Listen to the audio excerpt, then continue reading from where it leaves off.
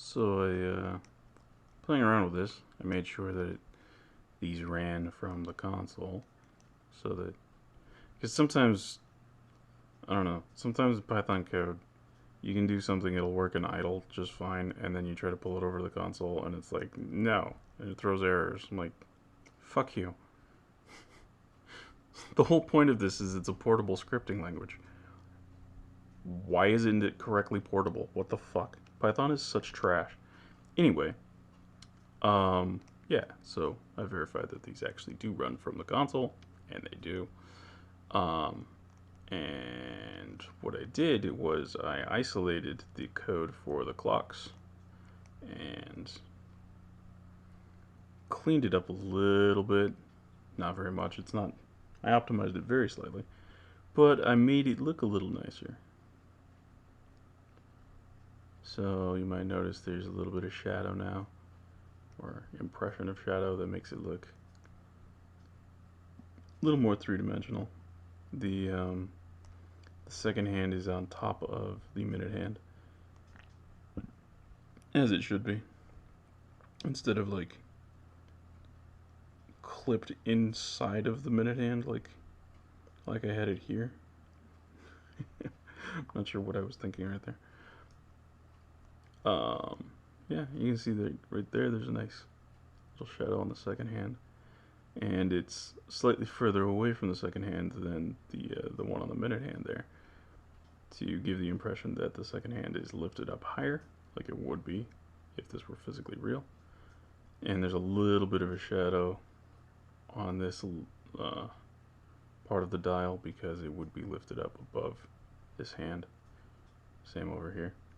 There's just a little bit of a shadow down there. And there's even a hint of a shadow here outside of the clocks against that background. And one of the big things that I did is I controlled the colors. So the hands of the clocks, the these these hands, they use one color, so it's just one color variable. The background of the dials uses one color. The ticks on the dials use another color. The gold here is a separate color, and then this outside bezel is its own color, and the second hand is its own color. And I can adjust those on the fly in the program. Um, they're just defined at some point, and this background is one color.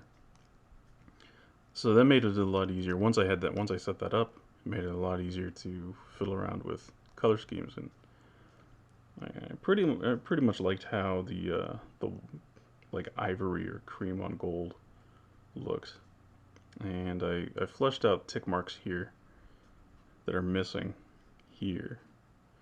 So these two tick marks correspond to these two little bulbs right there, with this one, the top one, corresponding to these bulbs around here. So you get 1, 2, 3, 1, 2, 3. And the same goes over here. So there's 3 ticks plus the bulbs. So there's this one that corresponds to each of the bulbs, and then there's the 3 ticks right there, right there, right there. I think all of this brings this together to look pretty nice, and it's now quite small, and it fits on your screen quite nicely. You can actually do things with this up. Um, does this actually align perfectly? I'm not sure if it does. Maybe it does. It really doesn't like that height. I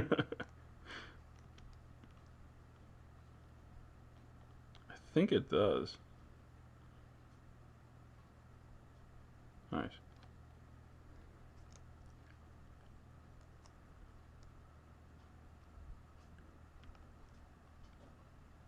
But yeah, like this didn't look bad, but compared to this, I think it kind of looks like shit. This looks way better. Just cleaned up little details here and there. I think one of the ones that really makes it pop is that second hand with that shadow on it, and this little shadow off of that uh, double tiered dial there. I think those details really make this pop. Plus the colors. So I kind of took this blue as like an imitation of blued steel for the hands. Um, I thought that looked pretty good. Anyway, nothing groundbreaking. Just you can make things in TK Enter look fairly nice, even though there's no anti-aliasing or anything like that. Um, they still have this problem that these little bulbs here are not uniform in size as you go around, or if you watch the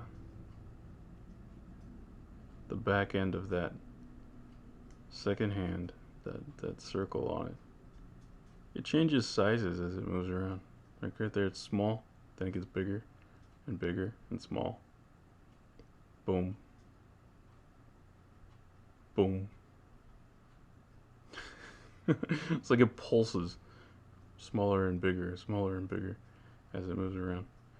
And that's just an artifact of how it's being calculated, how its position is being calculated. Um,